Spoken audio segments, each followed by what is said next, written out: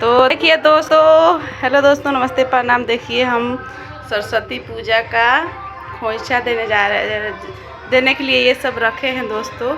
हमारे हिंदू रीति रिवाज है कि सरस्वती पूजा होने के बाद सरस्वती जी का दहन होता है तो ये खोइछा दिया जाता है दोस्तों। तो देखिए यही सब है दोस्तों, और हम सरस्वती पूजा का खोइछा देने माता रानी का, और इसमें पैसा है दोस्तों नीचे, ठीक है। और इधर भी देखिए सब में पैसा है, इसमें भी पैसा है दोस्तों खोइछा देने के लिए, और उसमें भी, ठीक है। लेकिन हम नहीं खोइछा देंगे दोस्तों, ठीक है, क्योंकि हम नहीं देंगे इसलिए कि हमारे घर देना छूटका पड़ा है दोस्तों ससुराल में, और हम हैं मायके में, इसलिए, ठीक है।